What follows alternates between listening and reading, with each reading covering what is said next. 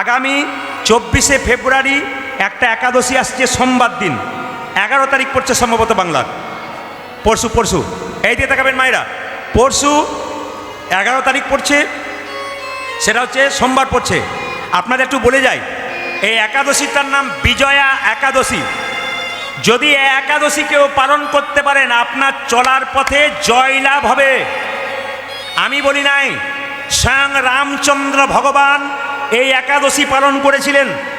যে যেখানে বসে আছেন মন দিয়ে শুনবেন, এই বিজয়া একাদশী ভগবান রামচন্দ্র পালন করেছিলেন। মর্যাদা পুরুষোত্তম ভগবান রামচন্দ্র বিজয়া একাদশী পালন করে জগতের জীবকে শিক্ষা দিলেন, তোমরা বিজয়া একাদশী পালন করো, তোমাদের জীবনে সমস্যার সমাধান হবে, তোমাদের জীবনের সমস্যা দূর হয়ে তোমরা সমস্যা থেকে জয়লাভ করবে। আমি আপনাদের বলবো, যারা একাদশী করেন না, সন্তানের মঙ্গলের জন্যে, সংসারের মঙ্গলের জন্যে প্রত্যেকটি মায়ের, প্রত্যেকটি বাবার কর্তব্য হবে একাদশী করা। আমি আপনাদের বলে যাই, মুসলিম সমাজে 30 দিন রোজা রাখে, ভোর 4টে থেকে সন্ধে 6টা পর্যন্ত জল খাওয়া তো দূরের কথা, থুতু পর্যন্ত গেলে না। সবচাইতে দুঃখের ব্যাপার আমাদের যে 30 দিন নয়, 15 দিন পর পর একটা করে একাদশী হয়, সেটাতে আমরা খাবার খেতে পাই, তবু করতে পারি না। এর চাইতে দুঃখের আর কি হতে পারে? না না, একটু বুঝিয়ে দিই আপনাদের, বিজয়া একাদশীর দিন আপনি কি করবেন, আর বিজয়া একাদশী হলো কেন সবাই লক্ষ্য করুন। ধর্মরাজ যুধিষ্ঠির ভগবান কৃষ্ণকে জিজ্ঞেস করলেন, প্রভু এই সোমবার দিন যে একাদশী আসছে, ওই একাদশীটা পালন করলে, বিজয়া একাদশী পালন করলে কি হয়? ভগবান কৃষ্ণ বললেন, যুধিষ্ঠির মহারাজ, যদি কেউ একাদশী পালন করতে পারে তবে তার জীবনে বিজয় লাভ হয়। একটু তত্ত্ব কথা বলুন। যুধিষ্ঠির মহারাজ কৃষ্ণকে জিজ্ঞেস করলো, কৃষ্ণ বলল, স্বয়ং ব্রহ্মা নারদকে যে কথাটা শুনিয়েছিল সেই কথাটা আমি তোমায় শোনাই, শুনে নিন মায়েরা। দেখবেন রামচন্দ্র, সীতা এবং লক্ষ্মণ 3 জনে বনে গিয়েছিল। বনে কোথায় বাস করছিল জোরে বলুন? পঞ্চবটী বনে। এক সময় রাবণ সীতাকে হরণ করেছিল, জোরে বলুন হ্যাঁ না না? রাবণ সীতাকে হরণ করেছিল। যখন রাবণ সীতাকে নিয়ে চলে যায়, তখন দেখবেন একটা পাখি কিন্তু বাধা দিয়েছিল। পাখিটার নাম কি জোরে বলুন? জটায়ু পাখি, সবাই জানেন। বাধা দিয়েছিল, জটায়ুর ডানা কেটে দিয়েছিল কে? রাবণ। জটায়ু ছটপট ছটপট করছে, আর সেই সময় তাকান, সেই সময় ছুটে গেল রামচন্দ্র। জটায়ু এই অবস্থা তোমার কে করলো? বলে রাবণ করেছে, আমার মাকে আমি রক্ষা করতে পারলাম না। শেষে হনুমান গেলেন সুগ্রীবকে বন্ধু করে। কোথায় গেলেন? একবারে লঙ্কায়। লঙ্কায় অশোক বনে মা সীতাকে রাখা হয়েছে। অশোক বন মানে কি? যেখানে শোক নাই, যেখানে দুঃখ নাই, অশোক বনে রাবণ সীতাকে রেখেছিল। সবাই তাকাবেন তো, রাবণ যে সীতাকে রেখেছিল, চুপি চুপি প্রবেশ করেছিল কে? হনুমান। হনুমানকে দেখে বলেছিল, সীতা মা, তুমি যে রামের, আমার প্রভুর, আমার স্বামীর অনুচর, আমি জানবো কি করে? রামচন্দ্রের হাতের আঙ্গুলের যে আংটি, ওই আংটি সঙ্গে করে নিয়ে গেছিল, নিয়ে দেখিয়েছিল, দেখো এটা হচ্ছে প্রভু রামচন্দ্রের। সঙ্গে সঙ্গে সীতা দেবী বলেছিল, তুমি কি রক্ষা করতে পারবে? এত বড় রাবণের সেনা, তাকে কি পরাস্ত করতে পারবে? ছোট্ট হনুমান তখন নিজেকে বিরাট বড় প্রকাশ করেছিলেন, মা, আমার প্রভু রামচন্দ্রের যত সৈন্য আছে তার মধ্যে আমি সবচাইতে ক্ষুদ্র। আমি যদি এত বড় আকার ধারণ করতে পারি, তাহলে এত এত বানর সেনা আছে, তারা যদি একসঙ্গে আক্রমণ করে তোমাকে রক্ষা করতে পারবে না। কে বলেছে? মায়েরা, লক্ষ্মণকে সঙ্গে নিয়ে রামের কাছে সমস্ত খবর যখন হনুমান দিলেন, লক্ষ্মণকে সঙ্গে নিয়ে রামচন্দ্র যখন সীতাকে উদ্ধার করতে যাবে, সামনে বিশাল সমুদ্র। সমুদ্র পার হবে কি করে? লক্ষ্মণ বলল, দাদা, এ সমুদ্র পার হবার একটি পত্র আছে, একটি মাত্র পথ আছে। বলে কি? সামনে আছে বক দালব্য মুনি, উনার কাছে গেলে উনি সমাধান বলতে পারবেন। ওইখান থেকে 4 কিলোমিটার দূরে এক মুনি বাস করছেন, তার নাম বক দালব্য মুনি। তিনি বললেন, ঠিক আছে রামচন্দ্র, তুমি এসেছো। রামচন্দ্র ভগবান সঙ্গে সঙ্গে মুনিকে প্রণাম করলেন। এখানে ভগবান হয়ে মুনিকে প্রণাম করলেন কেন? রামচন্দ্র ভগবান জগতে সবাইকে শিক্ষা দিয়ে দিলেন, আমি ভগবান হতে পারি, কিন্তু মুনি ঋষি সাধুগুরু বৈষ্ণব দেখলে প্রণাম করতে হয়। স্বয়ং ভগবান যদি প্রণাম করে, তাহলে আমরা কেন প্রণাম করব না? ভগবান শিখিয়ে দিয়েছে। শুনে নেবেন মন দিয়ে দামি কথাগুলো, সবাই লক্ষ্য করুন মায়েরা। রামচন্দ্র প্রণাম করলেন, একদালব্য মুনি বললেন, আচ্ছা ঠিক আছে, বকদালব্য মুনি বললেন, ঠিক আছে মেনে নিলাম তোমার ওই প্রণাম। আচ্ছা রামচন্দ্র তুমি কি চাও? আমি সীতাকে উদ্ধার করতে চাই, লঙ্কা বিজয় করতে চাই। যদি তুমি লঙ্কা বিজয় করতে চাও, সীতাকে উদ্ধার করতে চাও, তবে তুমি বিজয়া একাদশী করো। স্বয়ং রামচন্দ্র ভগবান বিজয়া একাদশী করেছিল মা, সীতাকে উদ্ধার করতে পেরেছিল। তাহলে স্বয়ং ভগবান আমাদের পথ দেখিয়ে গেলেন। যদি কেউ বিজয়া একাদশী করে তবে তার জীবনের সমস্যার সমাধান হবে। আগামী সোমবার আমি চাইব যারা করেন না তারাও করবেন। আমি আপনাদের পথ বলে দেবো, কি উপায়ে করবেন, কত সহজভাবে করবেন আমি আপনাদের বলে দেবো। তবে বিজয়া একাদশীর দিনে আপনারা কি করবেন মায়েরা, যারা একাদশী পালন করেন, যারা করবেন, একটা মাটির ঘট কিনবেন, তার মধ্যে আম্রপল্লব দেবেন, একটা নারায়ণ কিনে আনবেন।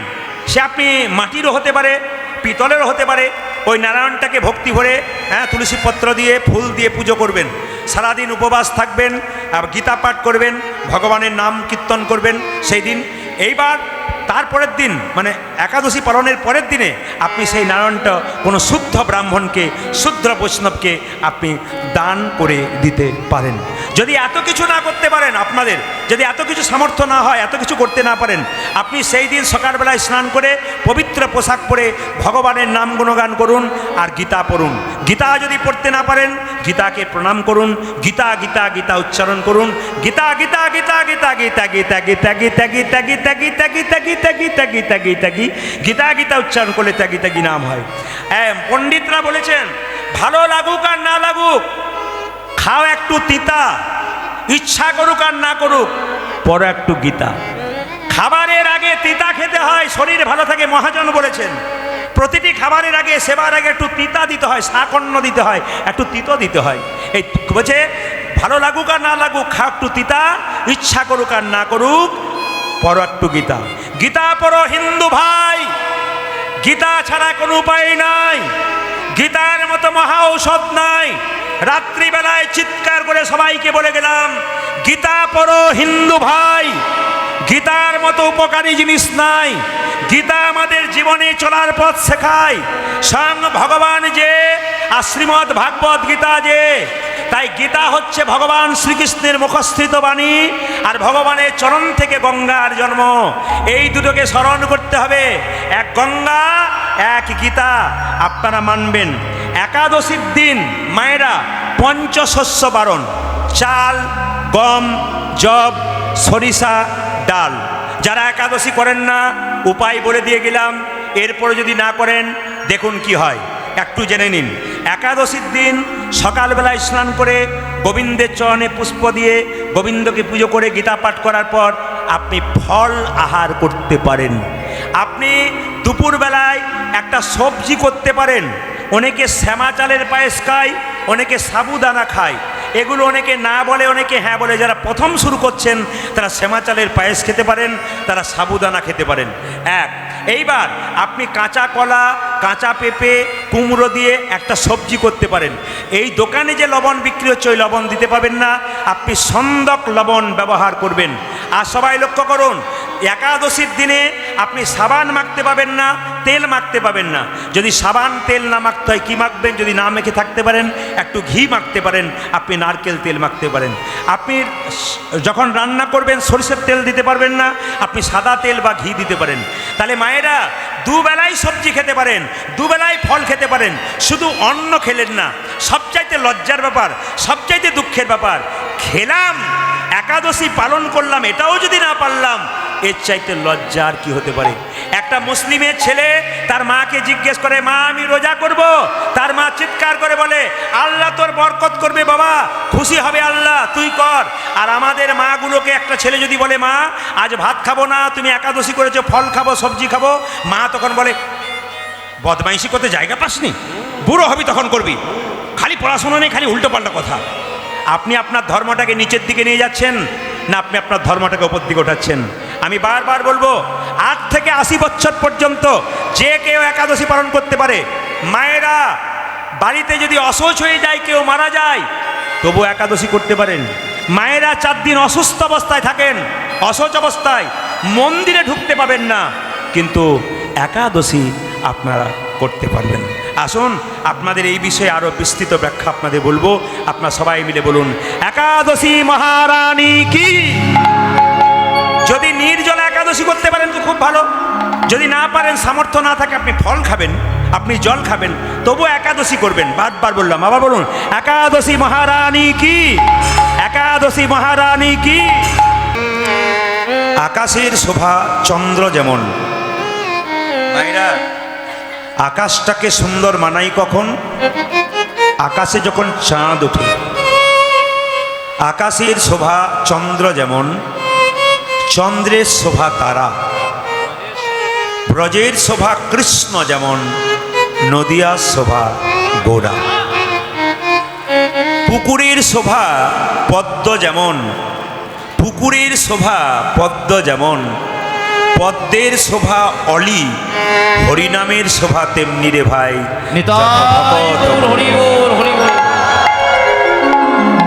তবে আমার এই মুর্শিদাবাদের মাটিতে একটা নতুন অভিজ্ঞতা, সেটা আমি আপনাদের বলে যাই।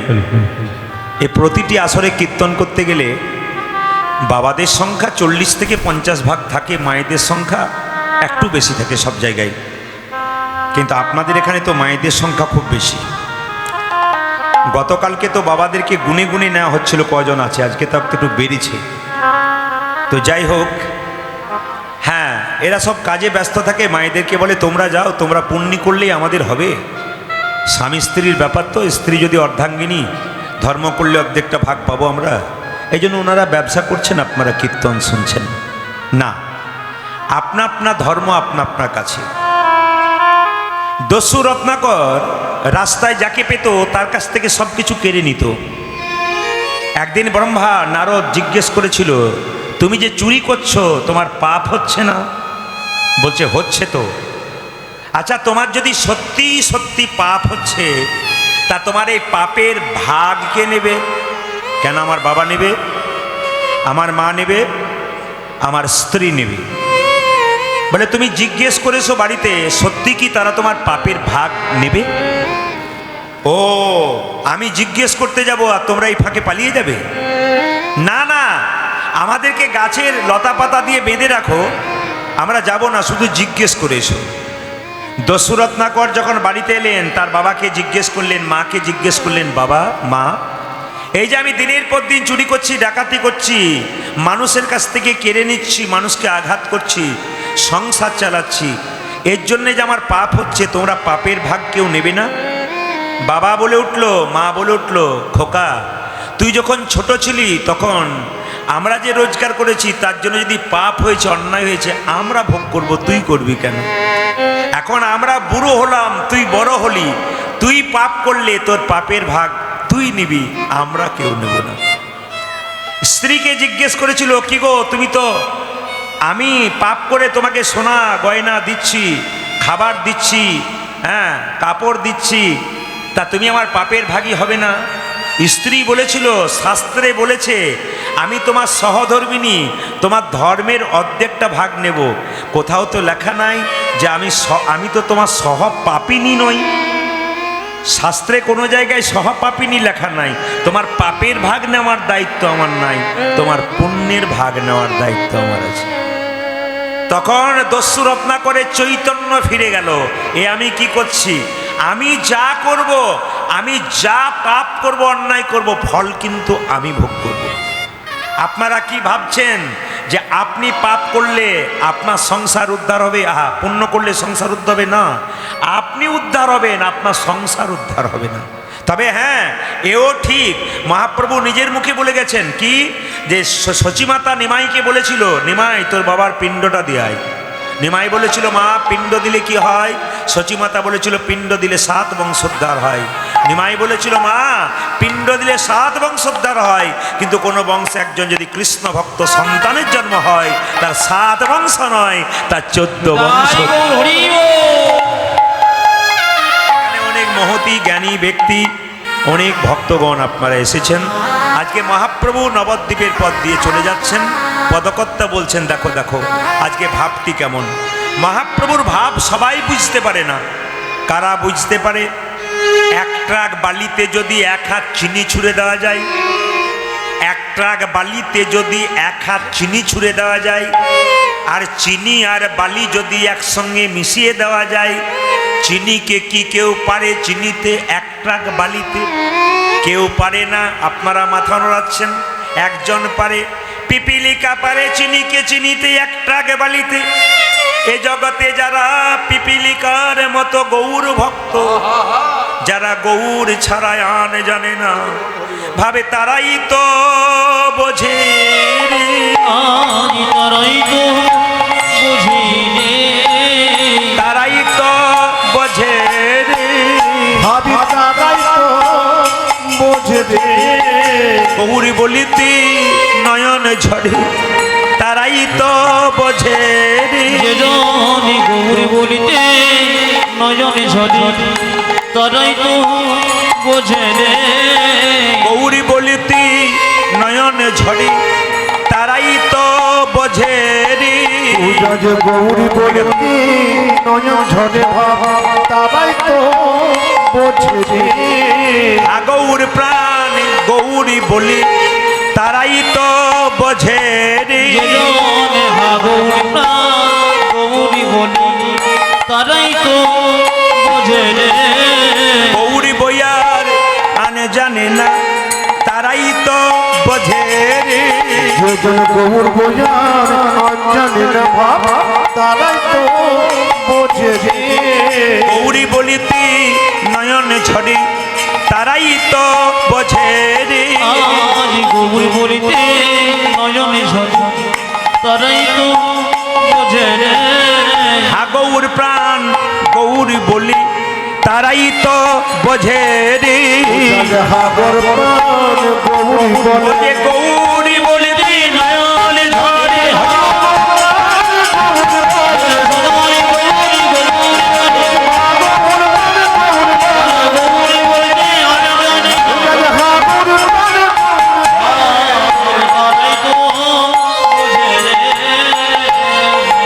মহাপ্রভু ভাবটি কেমন? আরে মোর, আরে মোর, আরে মোর, আরে মন আরে মোর, আরে মোর।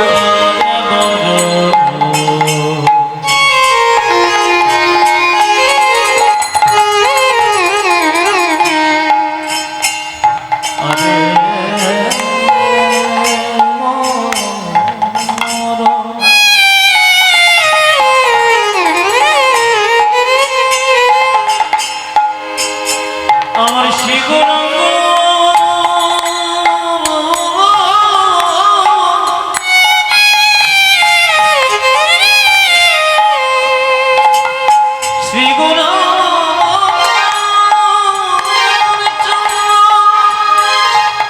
ভাবি তুকে চুমনা,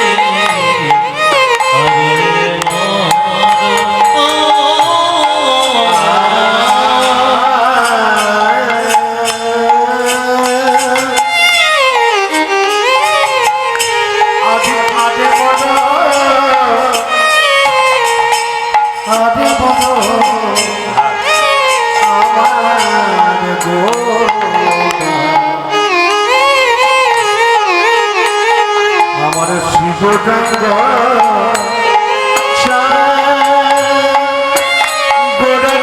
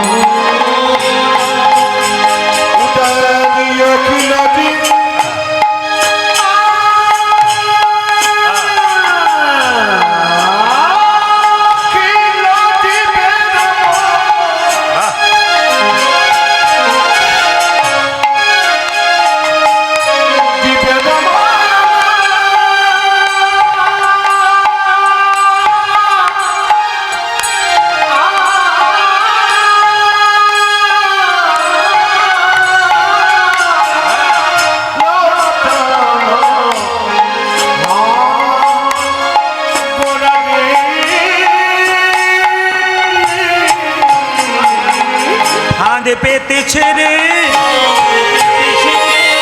ফাঁদে পেতেছে রে, ও যে ভক্ত চক্র ধরার লাগি ফাঁদে পেতেছে রে, যে ভক্ত চক্র ধরার লাগি ফাঁদে পেতেছে রে, ও যে অখিল জীবের মন ফাঁদে পেতেছে রে, ও যে অখিল জীবের লাগি ফাঁদে পেতেছে রে, ও যে ভক্ত চক্র ধরার লাগি ফাঁদে পেতেছে রে, ও যে অখিল জীবের মন, ও যে অখিল জীবের মন, ও যে অখিল জীবের মন, ও যে অখিল জীবের মন, ও যে অখিল জীবের মন ফাঁদে পেতেছে রে, লোচন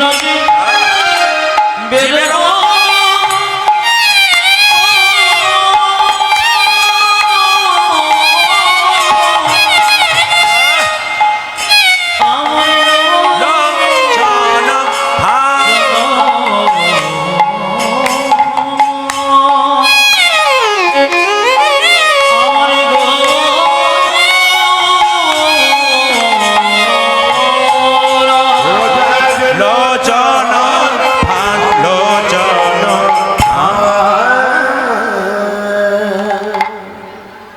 ভগবান মহাপ্রভু, মায়েরা, যাকে আপনারা মহাপ্রভু দেখছেন কাঁচা সোনার মতো গায়ের রং, হাতগুলো আপনার একটু দেখাবেন, মহাপ্রভুর হাত নিচে থাকে না ওপরে থাকে?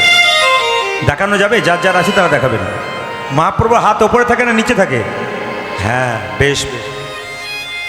আমি দেখলাম, প্রদীপ পাল দেখলো, আর অন্য কেউ দেখতে পেলো না, এই ভাবেইলে হবে না। কিন্তু আপনারা হাত তুলবেন, অন্তর্যামী তিনি দেখতে পাবেন।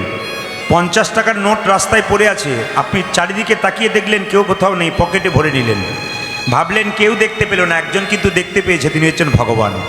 আপনি হাত তুললেন কি না তুললেন সেটা প্রদীপ পাল দেখতে পেল না পেল, একজন দেখছেন তিনি মন্দিরে বসে আছেন।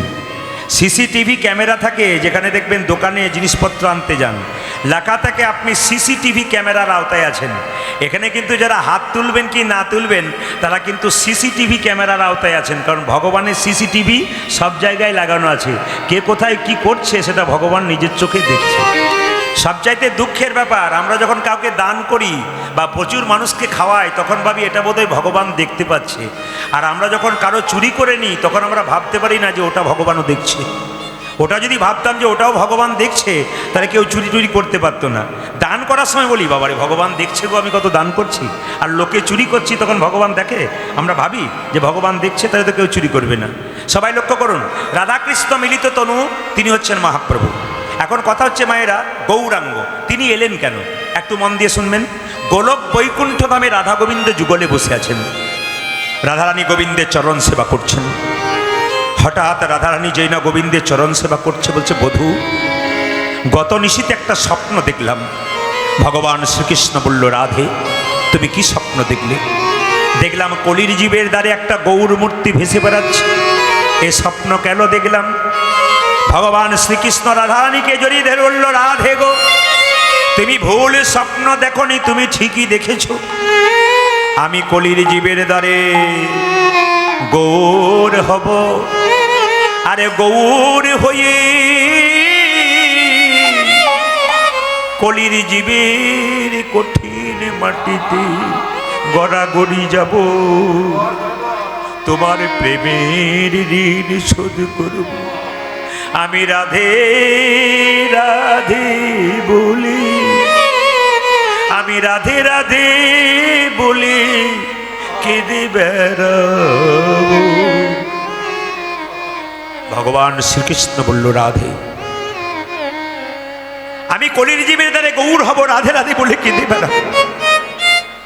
রাধারানী বলছে, বধূ যে অঙ্গে চন্দন লেপন করতে গিয়ে আমার মনে বড় ভয় হয়, যদি তোমার শরীরে একটু নখের আঁচল লেগে যায় তোমার ওই অঙ্গে কতখানি লাগবে।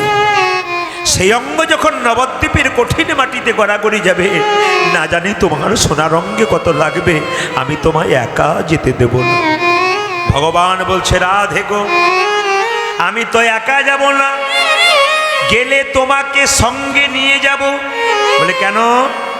আমি তো কৃষ্ণ কালো, আমাকে গৌর হতে গেলে তোমার রংটা ধার নিতে হবে। আমার মধ্যে কোনো প্রেম নাই, এই প্রেমে তোমার কাছ থেকে ধার নিতে হবে। আমি কি করব জানো রাধে? আমি ছড়ি কালো বড় করিব ধার, তব রূপ প্রেম কান্তি। তাই গৌর হরিব।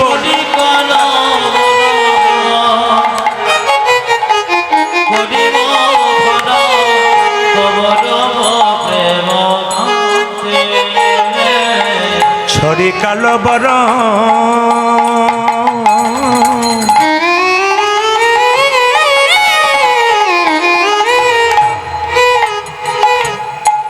করিব ধারণ, তব রূপ প্রেম কান্তি।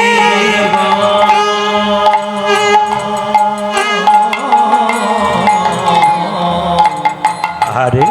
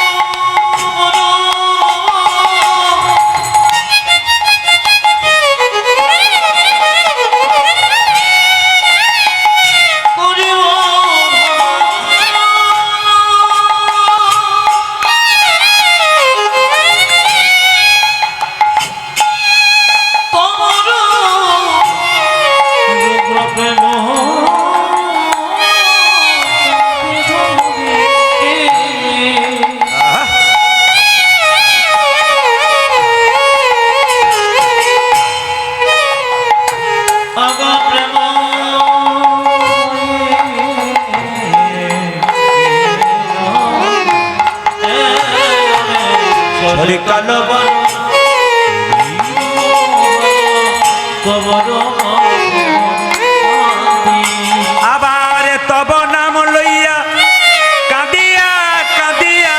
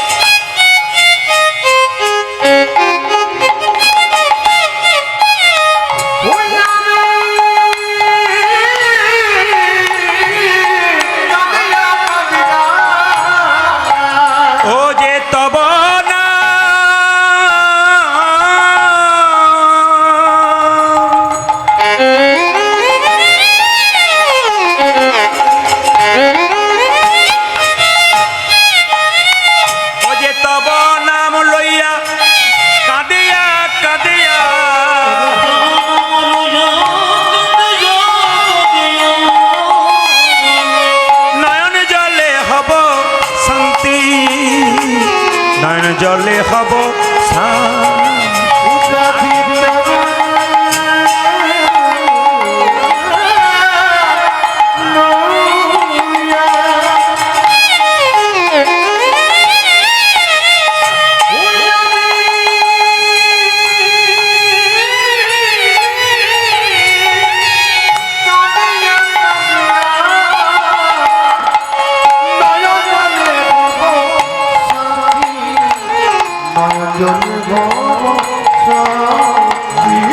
আমি কেঁদে কেঁদে বেড়াইব নিতাই গৌর হরি বল।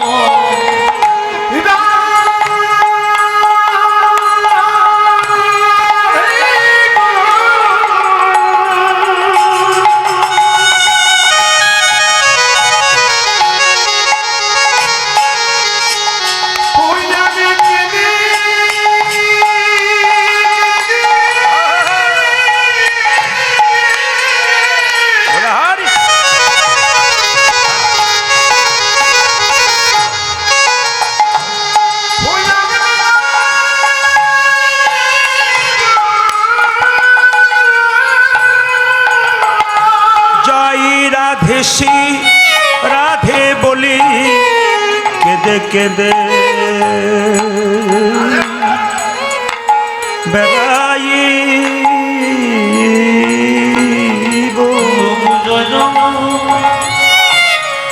রাধেশি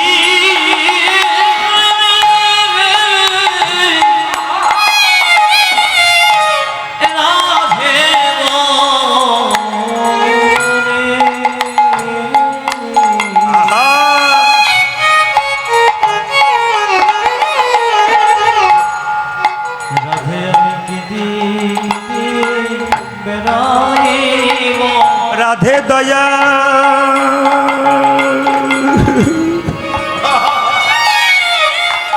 করো বলি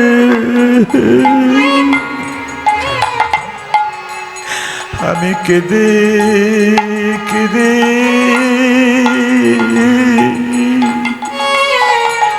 বেড়াই উলুধ্বনি মায়েরা ভক্তি ভরে উলুধ্বনি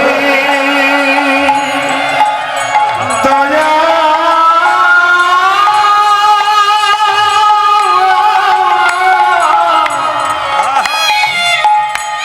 রাধে দয়া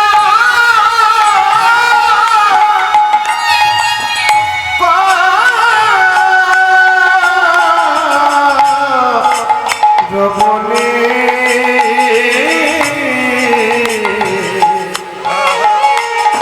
রাধে জানে কেঁদে কেঁদে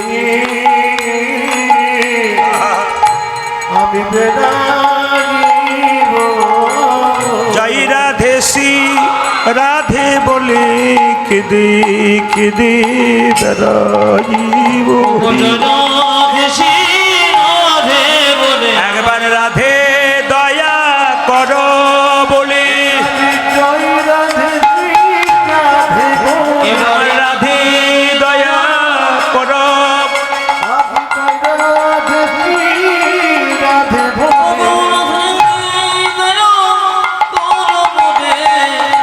রাধে শ্রী রাধে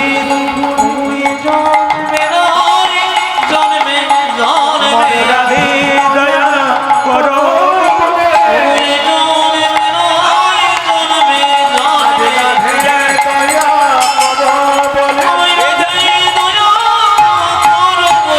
দয়া করো বলে রাধে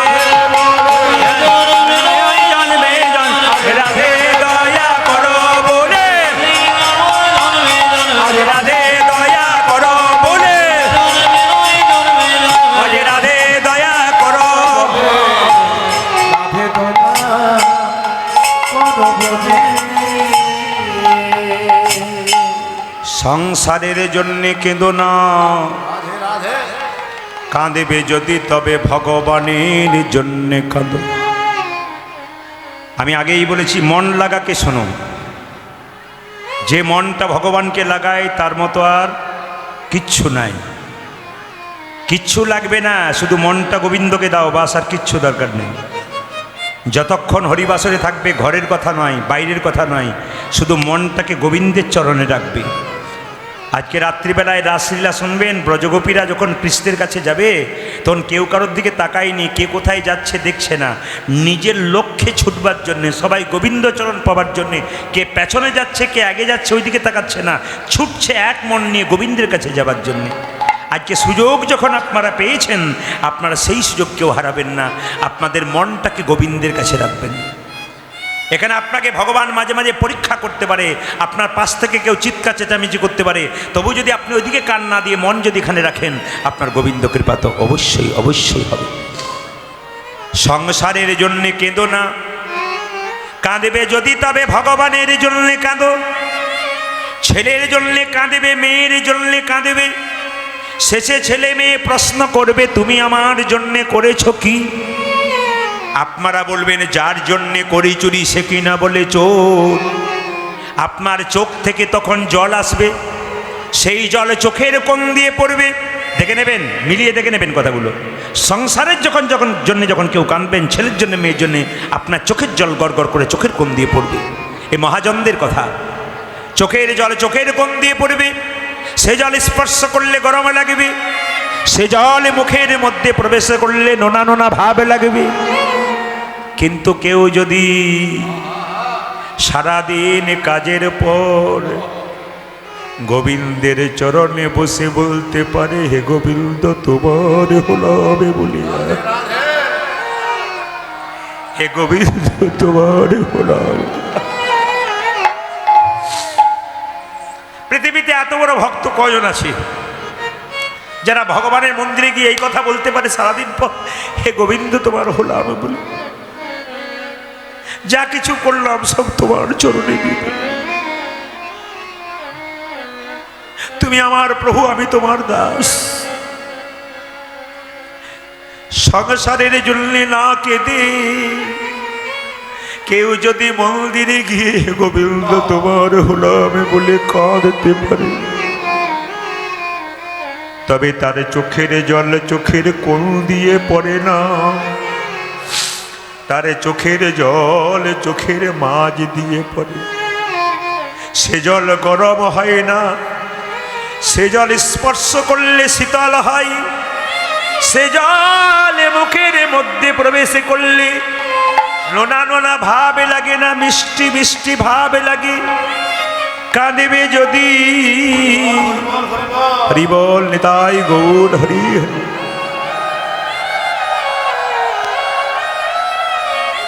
কাঁদিবে যদি তবে ভগবানের জন্য, ভগবানের জন্য কাঁদো, তোমার মানব জনম একবার কৃষ্ণ বলে কাঁদতে হবে। যে জনে কৃষ্ণ বলে কাঁদবে 84 লক্ষ জনি ভ্রমণ করে এই মানব জনম, যে জনে কৃষ্ণ বলে কাঁদতে পারবে, ওই যে তারে আসা যাওয়া সফল হবে।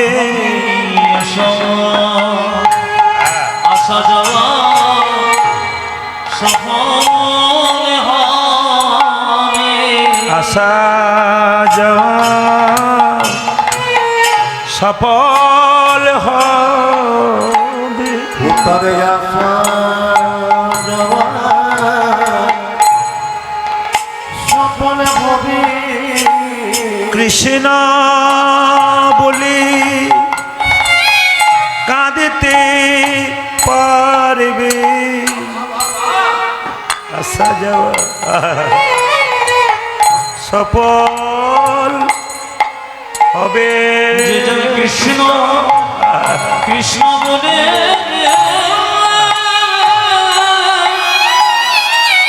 কাঁদতে পারে, উতরে আসা আসা যাওয়া মনে হবে। মানব জনম সার্থক হবে, আসা যাওয়া সফল হবে।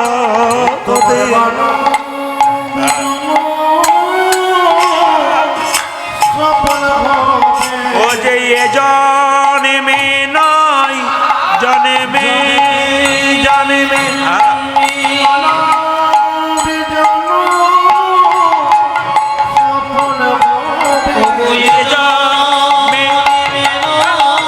জন্মে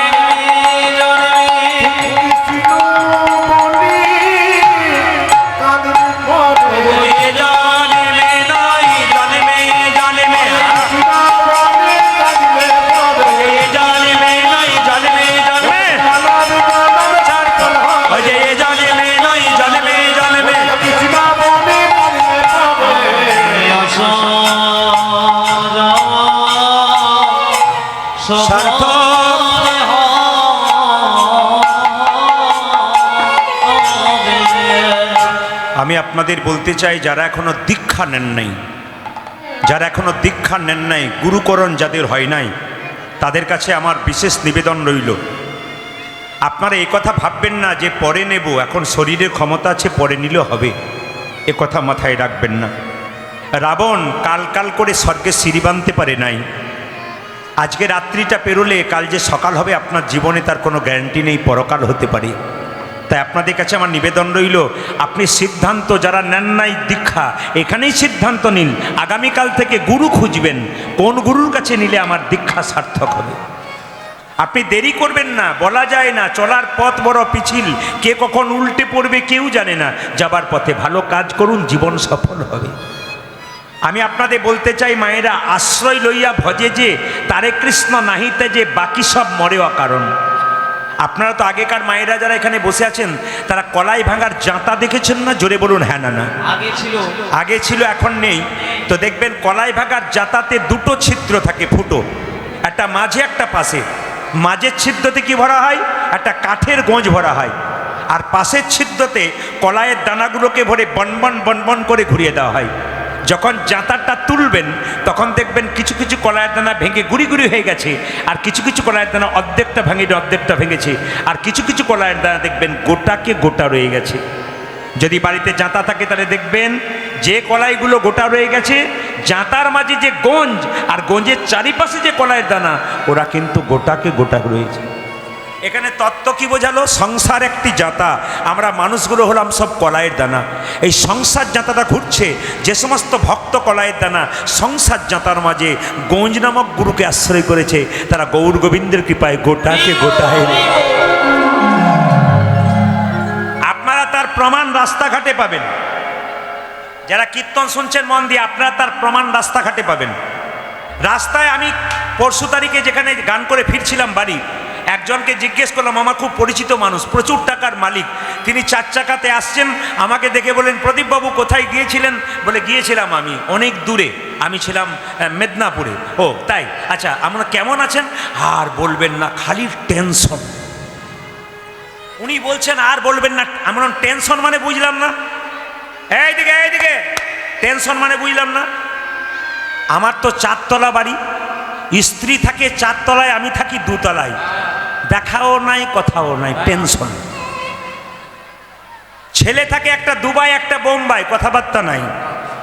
বড় ছেলেটা চাকরি হলো, বড় বৌমাটার হয়েছে, আবার ছোটটার হব হব করছে, হচ্ছেই না, টেনশন। আবার একজন কৃষ্ণ ভক্তের সঙ্গে রাস্তায় দেখা হলো, কেমন আছেন? ও বলছে, হরির কৃপায় ভালোই আছে। যার দেখবেন টেনশন আছে, টাকার কথা, গাড়ির কথা, বাড়ির কথা ভাবছে, তার রাত্রিবেলায় ঘুম হচ্ছে না। আর ছপ্পরে, সেগুন কাঠের ছপ্পরে ঘুমোতে গেলে 1 টাকার ট্যাবলেট খেতে হচ্ছে, তবে ঘুম হচ্ছে। আর যদি কৃষ্ণ ভক্তকে জিজ্ঞেস করবেন, আপনার ঘুম কেমন হয়? ছেঁড়া চটে দিব্যি 6 ঘন্টা ঘুম হয়। কৃষ্ণ ভক্ত দিব্যি ঘুমোচ্ছে, হ্যাঁ। আর আর যাদের টাকার চিন্তা, তাদের ঘুম কিন্তু হচ্ছে না। এই জন্য আপনাদের কাছে নিবেদন রইল, মায়েরা, গৌরের চিন্তা করুন, হরির চিন্তা করুন, আপনার জীবন সফল হবে। আমি আপনাদের বলতে চাই, যে যেখানে বসে আছেন, জীবনে প্রত্যেকটা মানুষের সমস্যা আসতে পারে। এই যে কথাগুলো বলে যাব, হীরার মতো কথা, আমি আগেই বলে গেলাম। এই হীরার চাইতেও দাম বেশি যদি আপনি ব্যবহার করতে পারেন জীবনে। আপনার জীবনে সমস্যা থাকতে পারে, আমার জীবনে সমস্যা থাকতে পারে। সমস্যা সমাধান করবার জন্য ভালো মানুষের দরকার আছে। যাকে আপনি সমস্যা সমাধান করাবেন, সেই মানুষটা ভালো হতে হবে। যদি না হয়, তাহলে আপনাকে ভরা নৌকায় ডুবে যেতে হবে। কীরকম প্রমাণ দেখুন, কুরুক্ষেত্রের যুদ্ধে কৃষ্ণকে কারা সমর্থন করেছিল? পঞ্চপাণ্ডবের দাদা কে? যুধিষ্ঠির কৃষ্ণের পরামর্শ নিয়েছিল, যুদ্ধে জিতেছিল। আর 100 ভাইয়ের দাদা দুর্যোধন কার পরামর্শ নিয়েছিল? শকুনির। নিতাই গৌর হরিবোল হয়ে গেছিল। আর শকুনির মতো লোকের সঙ্গ যদি আপনি করেন, আপনি ডুববেন। আর যদি আপনি ভগবান কৃষ্ণের ভক্ত যারা হয়, তাদের যদি সঙ্গ করতে পারেন, আপনি তারও ওপর দিকে উঠবেন। এটা আমি বলি নাই, মহাভারত প্রমাণ দিচ্ছে। আপনার একটু মন দিয়ে দিয়ে শুনবেন, যে যেখানে বসে আছেন। এই জন্য মায়েরা, জীবনে সমস্যা আসবে, দুঃখ আসবে, সমাধান করার একটা মাত্র পথ। যদি আপনাদের বলে যায়, মেয়েদের মনে কোনো দুঃখ থাকলে, বাবাদের মনে কোনো দুঃখ থাকলে, আপনি পাড়ার 5 জনকে বলবেন না, আপনার দুঃখ কিন্তু ছড়িয়ে দেবে।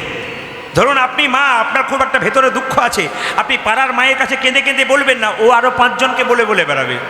তাহলে আপনার প্রশ্ন হবে, আমি কাকে বলবো? মহাজনরা বললেন, যদি ভেতরে কোনো সমস্যা জন্মায়, তবে 2 জায়গায় বলো। কোথায়? একটি গুরুচরণে, একটি গোবিন্দের চরণে। যদি গুরু আপনার কাছে আছে, তাকে মনের কথা বলুন, সমস্যা সমাধান করবে বাবার মতো। আর যদি আপনার গুরু কাছে না থাকে, গোবিন্দের মন্দিরে চোখের জল ফেলে বলুন, আপনার সমস্যার সমাধান হয়ে যাবে। রবীন্দ্রনাথ ঠাকুর একটা ভালো কথা বলেছেন যে তোমার ভেতরে কোনো দুঃখ থাকলে, যন্ত্রণা থাকলে, কেউ যদি ভাগ নিতে না চায়, তুমি বাড়ির ভেতরে দরজা বন্ধ করে ডুগরে ডুগরে কাঁদবে, যত পারবে কাঁদবে। কিন্তু যখন তোমার দরজায় কেউ ধাক্কা দেবে, দরজাটা যখন খুলবে তখন চোখের জল মুছে তার কাছে হাসি মুখে দাঁড়াবে। কেন? সে যদি দেখে তুমি বেকায়দায় পড়েছো, তোমার দুঃখ আছে, তোমাকে আরও দুঃখের সাগরে ফেলবার চেষ্টা করেছে। এটা রবীন্দ্রনাথ ঠাকুরের বাণী। তাই আমি আপনাদের বলতে চাই যে এখানে বসে আছেন মায়েরা, আজকে মহাপ্রভু 3টি ইচ্ছা পূর্ণ করবার জন্যে নবদ্বীপের মাটিতে এলেন। প্রথম ইচ্ছা কি? আমাদের মতো অধম জীবকে হরিনাম দেওয়া। তাই নিতাই চাঁদকে বলছে, দাদা তুমি জীবের দ্বারে হরিনাম দাও।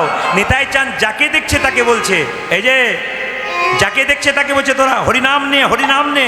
মায়েরা, নিতাই চাঁদ মহাপ্রভুকে জিজ্ঞেস করছে, আচ্ছা হরিনাম তো দেবো, কিভাবে দেবো? নয়নে দেখিবে জারি, কৃষ্ণ নামে দেবে তার।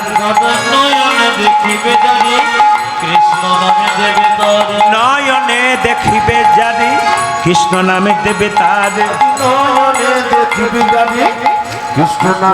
দেখুন দেখুন দেখুন, কত বড় দয়াল দেখুন। নিতাই চাঁদকে বলছে তুমি যাকে চোখে দেখবে তাকে হরিনাম দেবে। বলছে যদি না নেয়, না নিল তো কি হলো, তুমি বলেই যাবে। একসময় 5 বার বল। একটা মানুষ যদি দরজা লাগিয়ে ঘুমায়, একবার ধাক্কা দিলে না জাগলে 5 বার ধাক্কা দাও, একবার জাগবে। সে রেগে জাগুক আর ভালোবাসা দিয়ে জাগুক, জাগবেই। একবার নিতাই চাঁদকে বলছে নয়নে দেখিবে জারি, কৃষ্ণ নামে দেবে তার। নয়নে দেখিবে জানি, কৃষ্ণ নামে দেবে তার। সাবধান, যেন জাতির বিচার করো না দাদা, জাতির বিচারে করো না দাদা, জাতির বিচার করো না দাদা।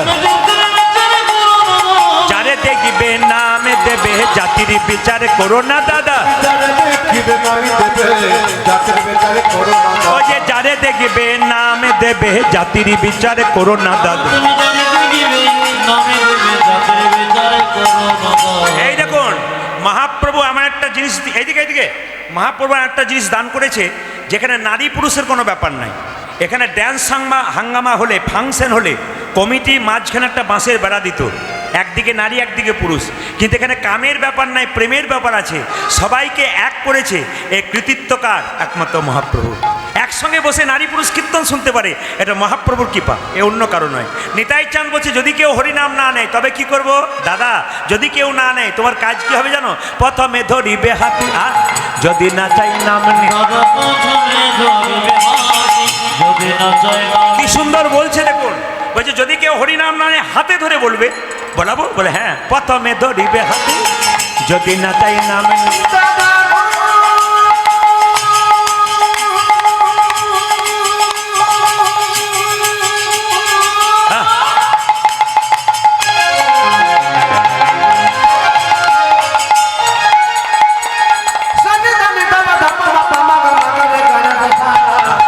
প্রথমে ধরিবে হাতে, যদি না চায় নামি দিতে, বলছে হাতে ধরে বলবে, তুমি হাতে ধরে বলবে গো, হাতে ধরে বলবে গো। তুমি হাতে ধরে বলবে, হ্যাঁ বলাবে হরি, বলবে হরি, হাতে ধরে বলবে হরি। দাদা বলবি হরি বলবে হরি, হাতে ধরে বলবে বলছে হরি। বলাবে হরি, বলবে হরি, হাতে ধরে বলবে হরি। তুমি বলবে খনি বলবে খনি, হাতে ধরে বলবে খনি। মেনে নিলাম, হাতে ধরবো, তারপর যদি হরিনাম না নেই শেষ উপায় একটা আছে, ওটা করলে সে নেবে। কি?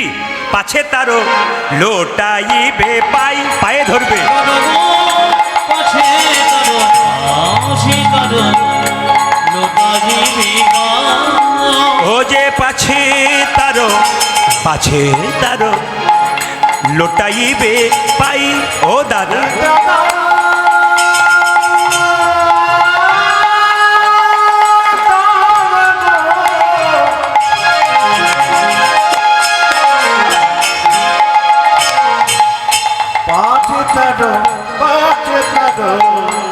লুটা দিবি পাই, ও যে পায়ে ধরে বলবে হরি হরি বল। ওগো দাদা গো, ভক্তি ভরে সবাই একবারে ভক্তি ভরে উলুধ্বনি দিন।